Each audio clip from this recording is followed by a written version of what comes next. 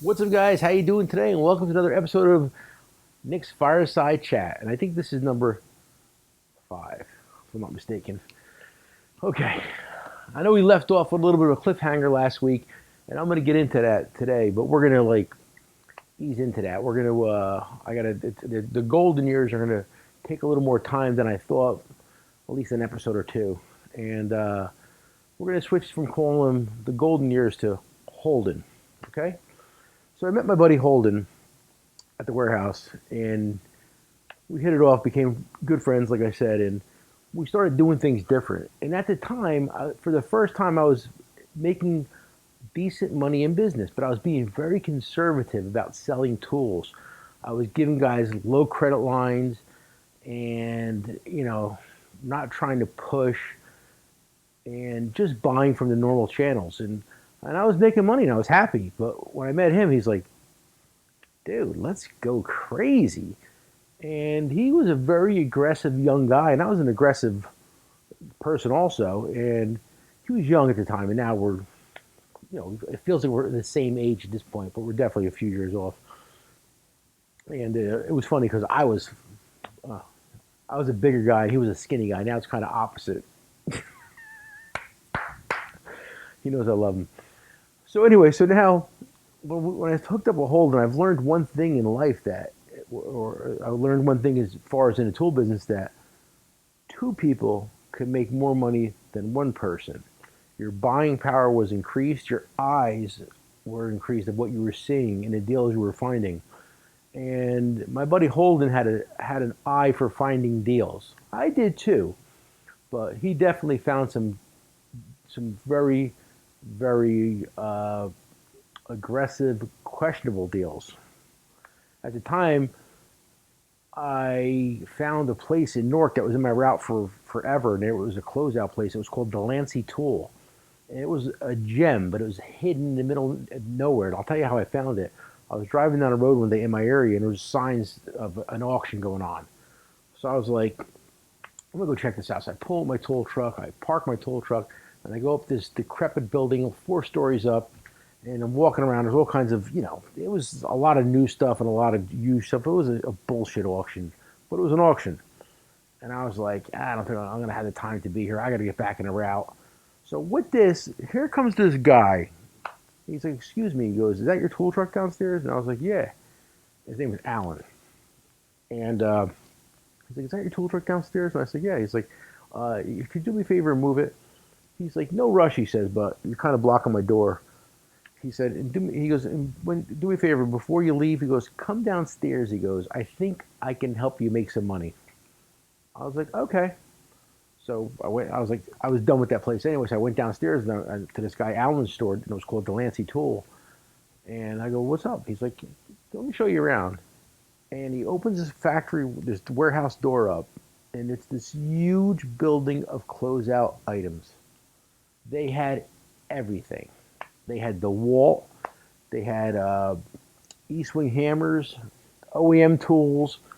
They had file sets. It was I mean, the place was massive, and I was like, oh my god! I was like, and he told me the prices. And it was crazy.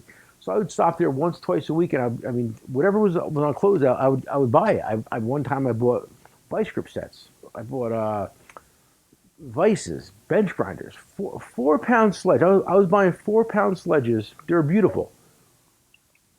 I think I was paying like $1 for them, $2 for them. And they were E-swing brand. And at the time I only had the tool truck because online wasn't really a thing yet. This is back, the early 2000s. There was a little eBay action going on. I would sell a little bit on eBay, but it wasn't like nothing like it is today. So I would go there every week, and my buddy Holden would go there. We would just buy tools from him like crazy. We were making money. We were getting some aggressive deals until Alan died. He died also. I had a lot of people die through in my range through the years. And we'll get to that story. It's a funny story, if you could say it's funny.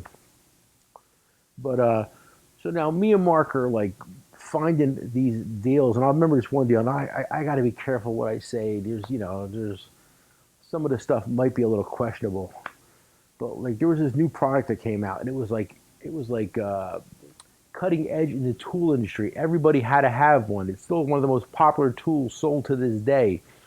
And when they came in, we bought them before anybody else got them from different distributorship. I'm not gonna, that's all I'm gonna say. And it's funny because like every warehouse didn't get them because we got them first, and we made some good money, me and Mark. There's a lot of deals, and it was funny because like back in the day, we pooled our money together to do these deals, and like it was like today it on a level Mark's at now in his life and a level I'm at in my life, it wasn't a lot of money back then, but I mean, it isn't a lot of money now. But like back then, it was like it was monumental what we were doing. Me and this the other tool dealer, we were doing some aggressive buying and aggressive selling, and the more deals we did, the more deals would come to us, and we were like, well, we were buying everything. It was crazy. Again, on today's level, it's nothing, but back then it was huge. And there was these two guys from New Jersey, and we were selling to other tool dealers, and we were like selling, a little bit on eBay and in or out, and we were doing well, man. We were definitely making some moves and making some money, which was nice. You got to remember, the few years before then, I was broke. I wasn't making any money, So, you know, to be out there like playing, finally making money and feeling like I was succeeding in business, it felt nice. So, and at the time, I was just switching to my new truck, and I'll tell you a real fast story. And I'm going to go back and cover all my tool trucks I've ever owned in my life. I'm on number 6 now, and everyone's got a story, trust me. But I wanted a new tool truck, and my wife said I could buy a tool truck if I paid cash, and I did. It wasn't a lot of money. I bought a 26-foot Freightliner FL70. It was a big truck. And now that I had this truck, I had to get it built. Okay? Now, if you buy a tool truck these days, even back then, I mean, the tool truck today is close to $200,000 for a tool truck, 180, 190 today probably. Back then, it was 140, 150 for a tool truck. So I bought a truck for $18,000, and then I had to convert it over to a tool truck. And I had a guy on my route who would work on UPS trucks. So he came in, skirted the whole truck, put a door on the side, and we put a walk-through between the cab and the body. So you could walk when you were driving, you could walk back there when you were parked. And when I built that truck, I wanted a world-class truck. I wanted a tool truck that would be the perfect, ultimate tool truck. And after being in business for 20 plus years, everything that I wanted in a tool truck, I knew what I wanted, and I wanted to build it to be perfect for me, and I did. I put a bathroom in it. I put a closet in it. I put a separate storeroom to keep stuff that I didn't want people to see. I had a door in the back of the truck that went to like a 2-foot section, 3-foot section of just my personal stuff. I don't want nobody to see what I had back there. It was always tool related, but we used to pick up a lot of deals, and we didn't want nobody to see them sometimes. So we put them under the cover of darkness in the back. And this is back then. I had LED lighting in it. I had strip lighting on the shelves. And the best thing I did with that truck, there's 2 things I did with that truck that none of these tool truck builders do, because they're closed-minded, and they've never been in a tool truck. They make tool trucks. They sell tool trucks. They've never been in a tool truck. The door opened into the middle of the truck, not the front of the truck. I'll tell you why. Because when everybody gets in the tool truck, the first thing they do is walk up to where the desk is. And my theory was if you walked into the middle of the truck, you'd have all the tools laid out in front of you before you had a chance to automatically want to walk up to the desk. And I built a desk in this truck, and it was the length of the tool truck. And I made it so the customers, because every time in a tool truck, customers want to get right next to you. So I built a desk that folded down. It was in I have pictures of it. It was in a magazine, the tool truck. And it was an extra wide, extra high truck, had a lot of storage. I did the mirrored ceiling, pegboard on the ceiling. And it was the best tool truck I ever owned, And when I met Mark, I'm sorry, when I met Holden, I was building that truck, and I when I rolled out with it the first time, and we were making money, the truck was packed and full. I mean, that skyrocketed me in the tool business in my area. I mean, we had every tool known to man on that truck, and it was loaded, and it was the truck was impressive. I missed that truck, and I sold it because it was getting a little tired. I had it for 12 years. 12 years I had that truck, and I got lazy and old, and I wanted a truck with better air conditioning and better heat, and I bought what I have now, an M2 Freightliner. I think it's a 2016, 2000. I just paid it off too. Yeah, I got the I made the final payment on it, so I own that too now.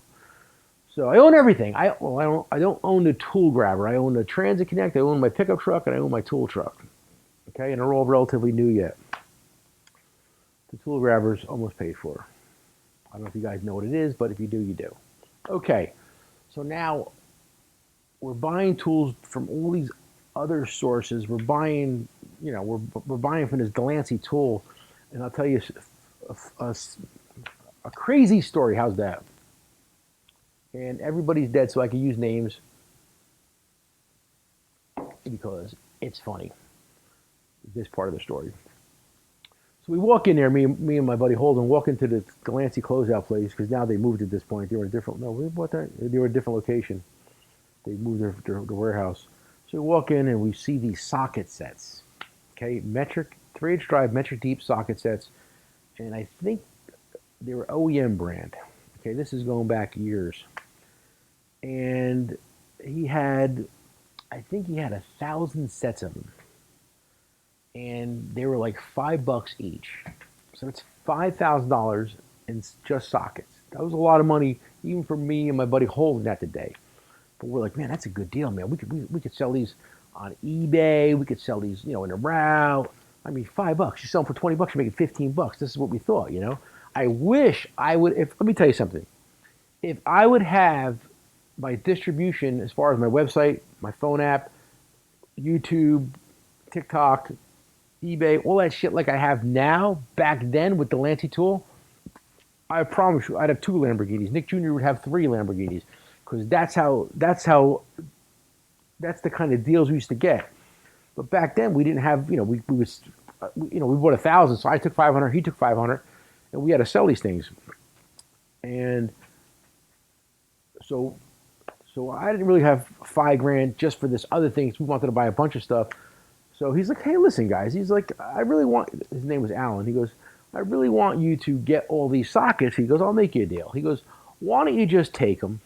He goes, I'll give you guys 30 days. In 30 days, swing in and pay for them.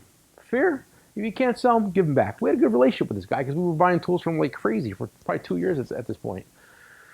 So me and Mark are like, yeah, no problem, free money, let's go. I mean, and again, $5,000 is a lot. $5,000 today wouldn't be an issue. $5,000 back then was a little bit of a stinger, and we really didn't want to tie up our money in that. Okay, so we did it. We're like, hey, free money, we'll do it. So the deal was in 30 days, I had to call him and give him my credit card. So me and Mark aggressively sold them all, no problem. 30 days comes up. I'm like, let me call up and pay for these sockets. Now, at the time, there was a secretary there, and her name was, I'm going to give you a fake name, Rose, because I don't want to get her involved, because she's still alive. And I just talked to her recently, too. So, Rose goes, so I call, hey, Rose, how you doing? I said, this is Nick, Nick and Mark, Nick and Holden. I want to pay for some sockets today. And she goes, Nick, Alan died. I go, what? She goes, Alan, he died. And I don't know why, but the first thing I did was hang up the phone. And I said, oh my God. So I thought for a second, not that I didn't want to pay this guy, but I was just like blown away by what she just said. So I quick call back up and I'm like, Rose, what happened? And she goes, Alan, he died. And I'm like, I don't know what to say. I was blown away. I had a great relationship with this guy. We were dealing with him for years. So make a long story short, I paid her, gave my credit card number, I paid the sockets because, you know, a man of my word. And it's funny because the next time I went there and seen Rose, I said, Rose, what happened to Alan? And she goes, well, he was coming back from a tool show. He had a lot of money on him. And he liked the hookers. I said, oh, okay. And he liked cocaine. I said, oh, okay. And he really liked the party. I was like, oh, okay. Make a long story short, he exited the next chapter of our story because they promptly closed down after that. They tried keeping it open, but it just didn't work out. So that chapter in our life was done. But in the meantime, we met another guy, and his name was Andy. And he was a Snap-on dealer. He became one of the third partners in me and Holden's relationship, and we were the Three Musketeers. We were a force to be reckoned with. He was a retired Snap-on dealer, and I'm running out of time, but I'm going to make it real fast, and then we're going to get back into it. He was a Snap-on dealer. He was a successful Snap-on dealer. Ran into some hard times, and he was bumping back and forth with corporate, I guess you'd say, and he hung himself. And he lived, and while he was in the hospital, this is Andy's words, it could be, you know, whatever, but when he was in the hospital recovering, they came and took his truck and all his inventory. Allegedly. How's that? So we took Andy into our fold, me and Holden, and he was back on track making money. And we did a lot of deals together. He was the internet guy at the time. We weren't really internet. We were doing a little on eBay, but he was the partner that was selling online. And me and Mark, me and Holden were still in our routes, aggressively selling and doing that route.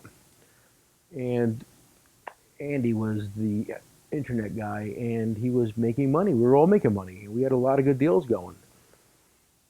And